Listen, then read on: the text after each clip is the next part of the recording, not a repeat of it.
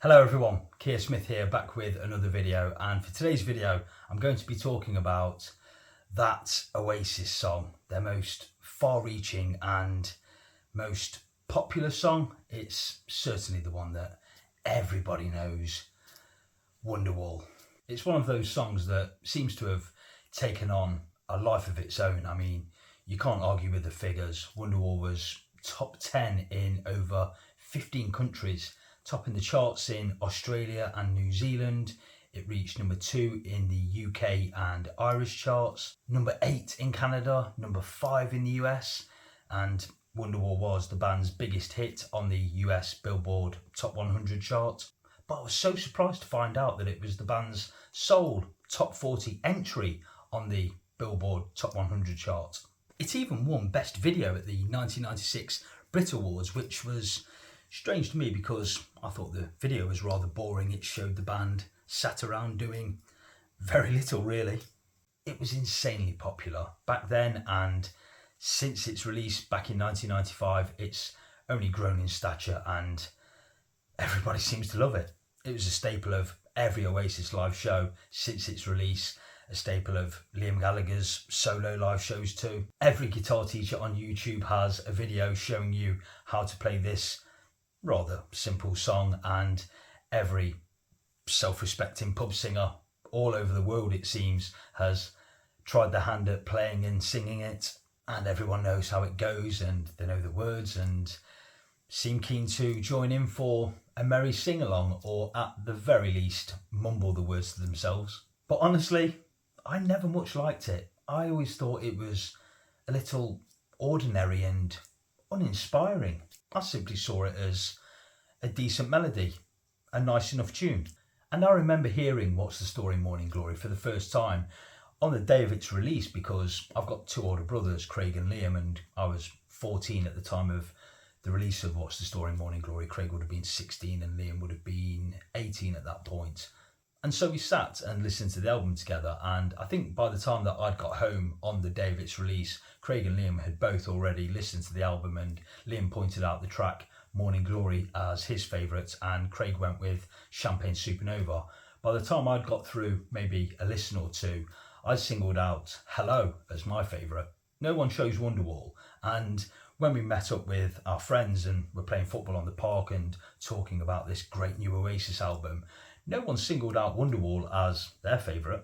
But I remember when the single was released, the third single taken from the What's the Story Morning Glory album. I think it came out maybe 3 or 4 weeks after the album's release back in October 95. We'd already had, some might say, back in, I think as early as February 95, which was the band's first #1 single in the UK. And that was followed up by Roll With It, which infamously lost out to Blur's Country House in the battle of the bands, the battle for the #1 single. Country House is, for me, infinitely more interesting and a much better song than Roll With It, but that's a debate for another day. But as I say, I never thought that highly of Wonderwall. It's a decent, easy on the ear melody. The chords are fairly ordinary. The strumming style is straightforward. There's nothing particularly fancy about it, and that's okay, that's fine. And Liam's vocal is, again, pretty straightforward. It doesn't move or bend too much. Not that it necessarily has to, but I don't find it particularly emotive in any way. I'm guessing that was likely the intention, so as not to make the song too soft or too mushy for these hard northerners. It's normally rhythm guitarist Bonehead that's playing the mellotron settings on the keyboard, which gives it a melancholic sound that adds a little something to the song, apart from Noel's regular acoustic guitar playing and the odd drum shuffle from Alan White. Looking at the subject matter of the song, in particular the song's title, that could well have been drawn from the back of Noel Gallagher's Beatle-bugged brain. George Harrison released a soundtrack album back in the late 60s which was called Wonderwall Music.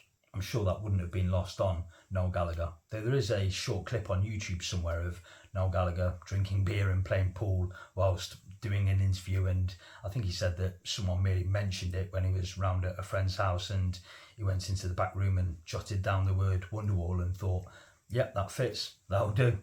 And lyrically, Noel said that the song's about an imaginary friend who's gonna come and save you from yourself.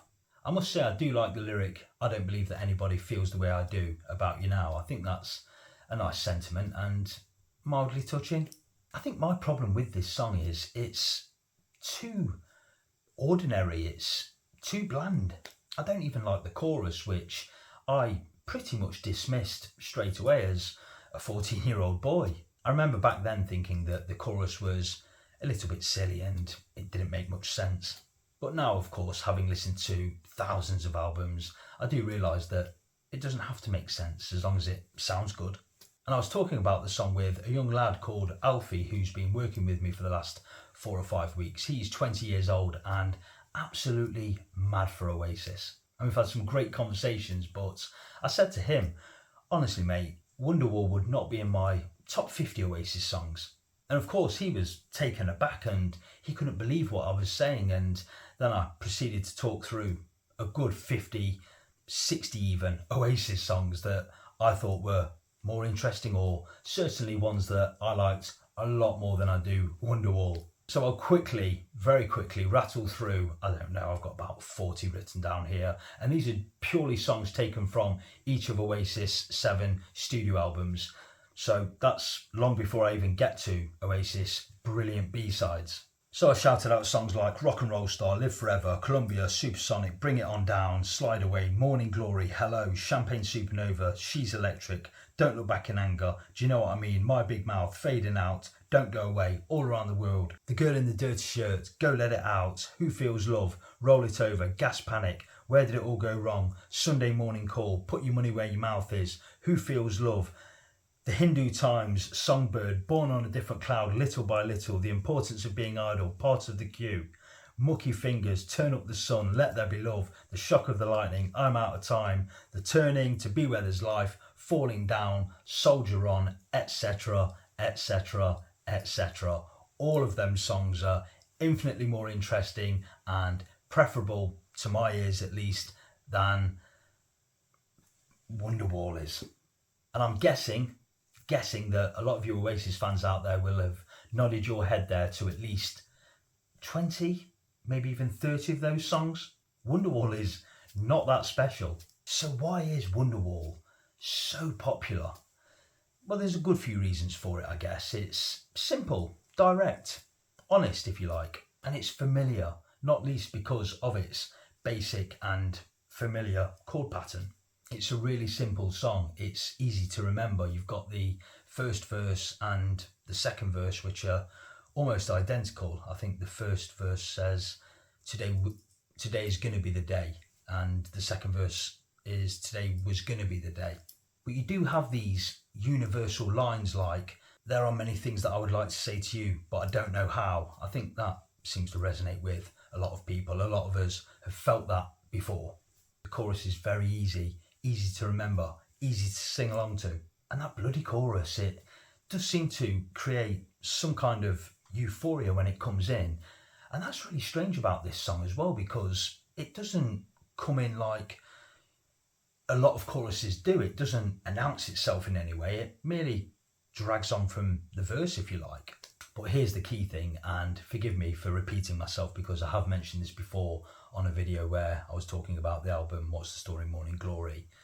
The girls liked it. It's the moment when Oasis changed from being a lads band, if you like, to everybody's band. The indie girls went crazy for it. It was a song for their soft hearts. And once you've got the girls on side and you've got the boys and the girls all singing together in unison, then you've got real power, real movement. But ever since the song was released back in 1995 as a single, it grew legs and just ran off and left the rest of Oasis songs lagging behind, really. As I say, it got to number 2 on the UK singles charts, and I can't remember what kept it off number 1. You can let me know down in the comments section below. I'm sure I looked it up the other day, but I never quite trust Google for its answers. But anyway, I've forgotten. It was probably something crap anyway.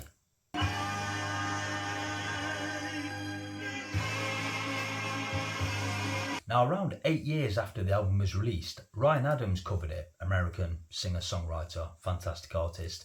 He covered the song Wonderwall as part of his Love Is Hell album in 2004, and he does a beautiful rendition of it. He picks the acoustic gently and turns it into this echo-drenched heartbreak song.